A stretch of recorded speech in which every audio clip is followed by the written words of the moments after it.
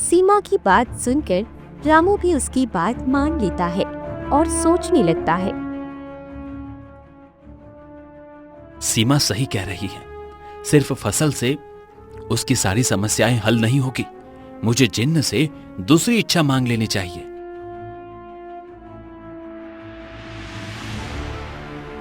इतना सोचकर रामू सुराही का ढक्कन खोल देता है और जिन्न हंसते हुए बाहर निकलता है और कहता है,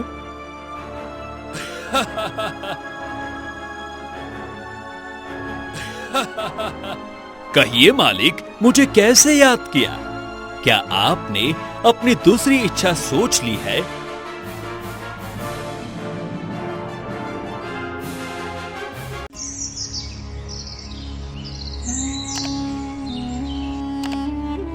चंपापुर गांव में रामू नाम का एक मेहनती किसान रहता था। रामू अपने खेतों में बहुत मेहनत करता था, लेकिन इतना काम करने के बावजूद वह हमेशा पैसों और खाने की तंगी झेलता था। पूंजी के नाम पर उसके पास बस एक छोटा सा खेत, एक पुराना बैल और एक झोपड़ी थी। एक दिन जब रामू घर आता है तो उसकी पत्नी कहती है, सुनिए जी, मोहन की स्कूल की फीस देनी है। मास्टर जी आए थे आज घर पर, बोला है फीस नहीं दी तो मोहन को स्कूल से निकाल देंगी। तुम तो जानती हो सीमा, खेतों पर फसल अच्छे से नहीं होती। चलो देखता हूँ, आज सेठ जी के पास जाता हूँ और कुछ पैसे उधार ले लेता हूँ। ऐसा कहकर रामू सेठ मूलचंद के पास चला जाता है। मूलचंद स्वभाव से बहुत दुष्ट और लालची था। जैसे ही वो रामू को आते देखता है, वो मुंह बनाते हुए अपना बही खाता खोलने लगता है। भगवान सबका करे पर शुरुआत मुझसे करें। क्यों रामू, मेरे पैसे देने आए हो? नहीं सेठ जी, वो दरअसल मैं पैसे लेने आया हूँ। मोहन की फीस भरनी है। उसकी फीस नहीं भरी तो उसको स्कूल से निकाल देंगे। कृपया मुझे कुछ पैसे दे दीजिए। क्यों रे, तूने पहले के पैसे दिए नहीं है, फिर लेने आ गया? क्या करेगा उसे पढ़ाकर? कटा दे अपने बेटे का नाम स्कूल से, कहीं काम पर लगा दे, 4 पैसे कमा कर ही देगा। सेठ की ऐसी बातें सुनकर रामू उदास होकर वहाँ से चला जाता है और अपने घर आ जाता है। लाओ सीमा, खाना लगा दो, बहुत थक गया हूँ। सीमा रामू को खाना परोस देती है और उससे पूछती है, क्या हुआ, सेठ जी ने पैसे दे दिए? नहीं सीमा, तुम तो जानती ही हो सेठ जी किस तरह के इंसान हैं। मैंने उनके पहले के पैसे नहीं दिए, अब उन्होंने मना कर दिया पैसे देने से। रामू और सीमा को परेशान देखकर मोहन कहता है, कोई बात नहीं बाबा, मैं पढ़ाई नहीं करूंगा, मैं भी आपके साथ कल से खेतों पर चलूंगा। नहीं बेटा, मैं नहीं चाहता तुम भी मेरी तरह अपनी जिंदगी खेतों में निकाल दो। मैं चाहता हूँ तुम पढ़ लिख कर एक अच्छे अफसर बन जाओ। रामू अपने बेटे को अपनी जैसी जिंदगी नहीं देना चाहता था, इसीलिए वो दोबारा सेठ के पास जाता है।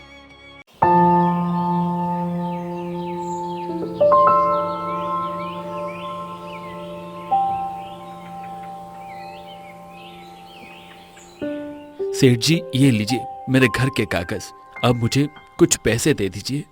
भगवान सबका करे पर शुरुआत मुझसे करें। ठीक है, ये ले पैसे, पर एक बात याद रखना रामू, 1 महीने में तूने मेरे पैसे नहीं दिए तो घर का सारा सामान लेकर निकल जाना, और अगर नहीं निकला तो धक्के देकर निकाल दूंगा।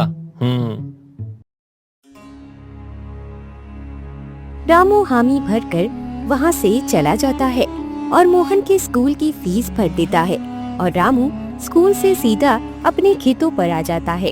खेतों पर आकर वो हल चलाने लगता है।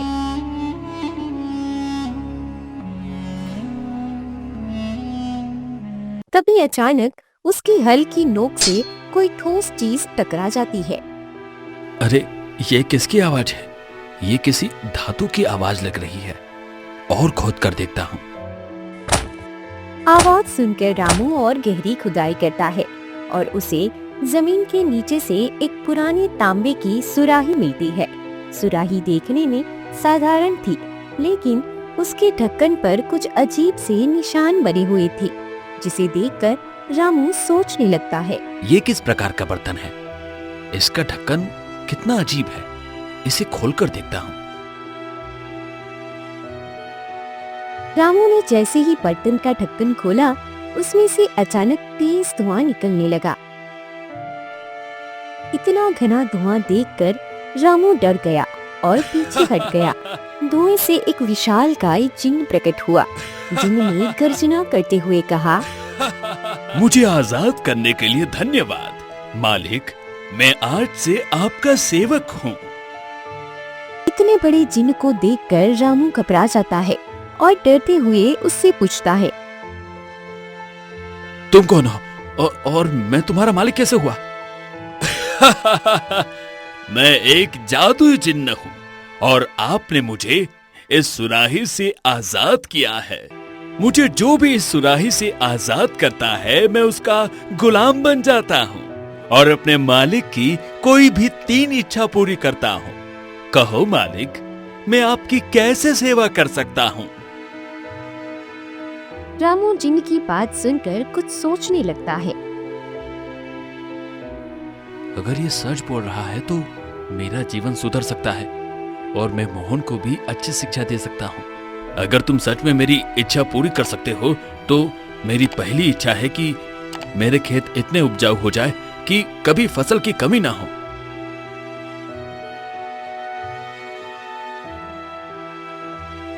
जिन्न ने अपना हाथ घुमाया और कहा, आपकी इच्छा पूरी हुई मालिक। अब आपके खेतों में ऐसी फसल होगी जो किसी ने नहीं देखी होगी। इतना कहकर जिन्न गायब हो जाता है और जिन्न की बात सुनकर रामू खुश होते हुए अपने घर आता है और सीमा को सारी बातें बताता है।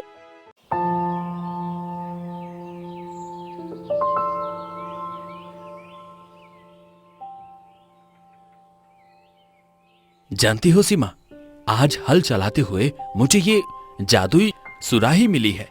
इसमें से ये जिन्न निकलता है जो हमारी इच्छा पूरी कर सकता है। तो आपने क्या मांगा जिन्न से? मैंने खेतों को उपजाऊ होने का वरदान मांगा है।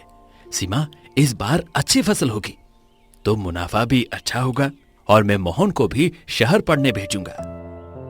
हाँ जी, आप ठीक कह रहे हो। शायद अब हमारे दिन सुधर जाएंगे। हाँ सीमा, देखो मैंने फसल तो लगा दी है। अब रामू अपनी फसल का इंतजार करने लगा और जब उसकी अगली फसल तैयार हुई तो उसकी फसल सोने की तरह चमक रही थी। रामू और सीमा अपने खेतों पर आते हैं और आपस में बात करते हुए बोलते हैं।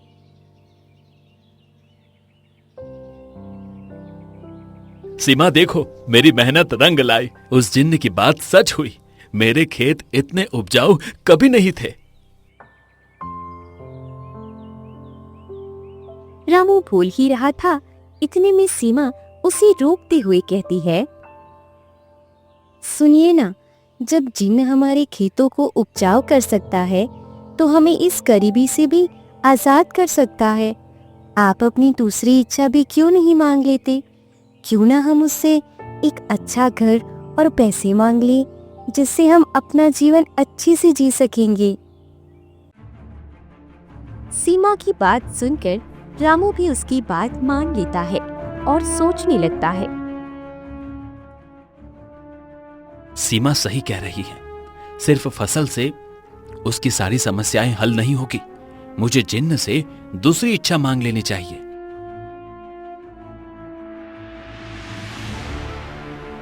इतना सोचकर रामू सुराही का ढक्कन खोल देता है और जिन्न हंसते हुए बाहर निकलता है और कहता है,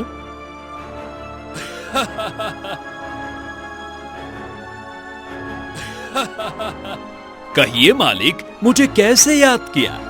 क्या आपने अपनी दूसरी इच्छा सोच ली है? हाँ, मेरी दूसरी इच्छा है कि मेरे पास एक अच्छा सा घर हो, पर्याप्त धन हो जो कभी खत्म ना हो, जिससे मैं गांव वालों की मदद कर सकूं।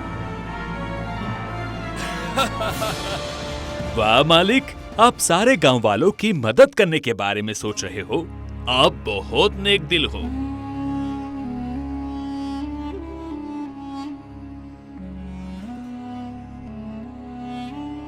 इतना कहकर जिन फिर सुराही में चला जाता है। रामू और सीमा भी अपने घर की तरफ निकल जाते हैं।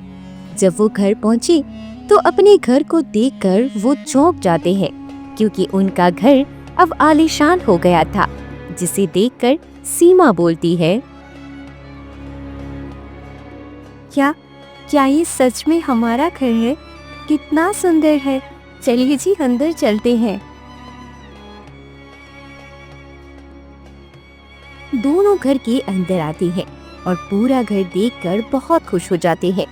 अब रामू और सीमा का जीवन सुखमय हो चुका था। रामू अब गांव वालों की भी मदद करता था। रामू की चर्चा दूर दूर तक फैल चुकी थी। ये बात सेठ मूलचंद के पास भी जाती। वो ये सब जानकर जल बुन जाते हैं और बोलते हैं, आखिर ऐसा कौन सा खजाना मिल गया इस रामू को जो ये इतना धनवान हो गया? कल तक तो ये मेरे पैसे नहीं दे पा रहा था, आज लोगों को बांट रहा है। मुझे पता लगाना ही होगा।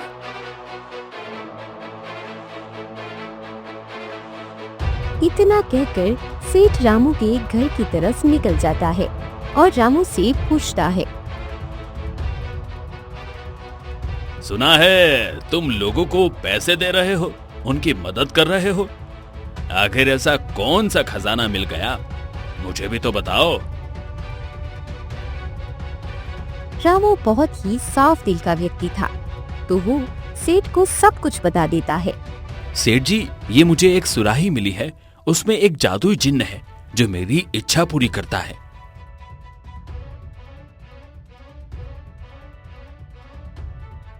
रामू की बात सुनकर सेठ को लालच आ जाता है और वो उस सुराही को चुराने का मन बना लेता है।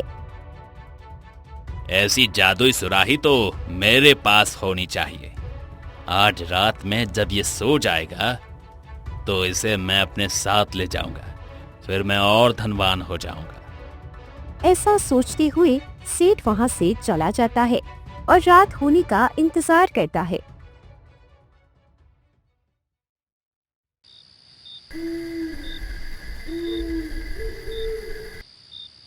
जैसे ही रात में सब सो जाते हैं, सेठ रामू के घर चुपचाप आता है और सुराही को चुराकर अपने घर ले जाता है।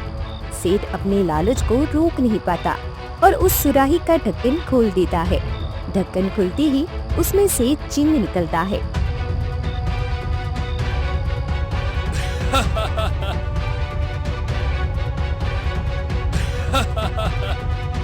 कहिए मालिक, मैं आपकी कौन सी 3 इच्छा पूरी कर सकता हूँ? जिन्न की बात सुनकर सेठ लालच भरे स्वर में बोलता है, मेरा घर राजा के महल से भी सुंदर हो जाए। देखते ही देखते सेठ का घर एक आलीशान महल में बदल गया। अब सेठ के मन में और लालच आ गया और अब वो अधिक धन की लालसा करने लगा। आपकी दूसरी इच्छा क्या है, बताइए? मेरा घर पैसों से भर जाए, जिससे मैं गांव वालों को अधिक ब्याज पर पैसा दे सकूं। जिन्न अपना हाथ हवा में घुमाता है और देखते ही देखते सेठ के घर में सोने के सिक्कों का ढेर लग जाता है। तभी जिन्न ने कहा, ये आखिरी इच्छा है, जरा सोच समझ के मांगना मालिक। अधिक लालच व्यक्ति को डुबाता है।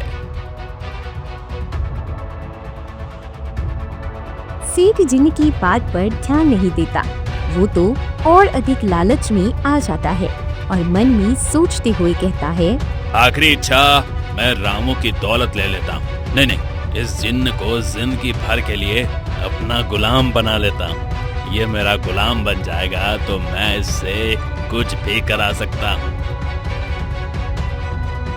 मैं ये चाहता हूँ कि तुम जिंदगी भर के लिए मेरे गुलाम बन जाओ।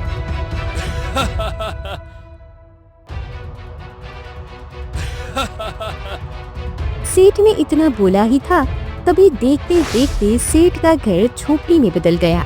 और सारा धन भी गायब हो गया। सेठ ये देखकर गुस्से में बोला, ये क्या किया तुमने? मेरा घर और धन कहाँ गया? मैंने बोला था लालच मत करना सेठ, पर तुमने मेरी बात नहीं सुनी। तुम्हें पता नहीं किसी जिन्न को तुम जिंदगी भर के लिए अपना गुलाम नहीं बना सकते। ये तुम्हारे लालच का ही फल है।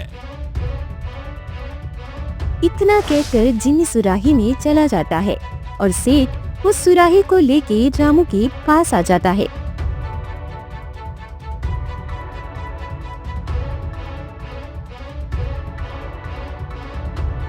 मुझे माफ कर दो रामू, मैंने ये सुराही तुमसे चुराई थी। मेरे लालच ने ही मुझे फकीर बना दिया। इतना कहकर सेठ रामू को सुराही दे देता है और रामू उसका ढक्कन खोलकर जिन्न को बाहर निकालता है।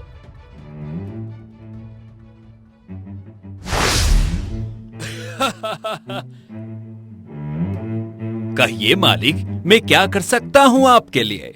ये आपकी आखिरी इच्छा होगी, जरा सोच समझ के मांगना।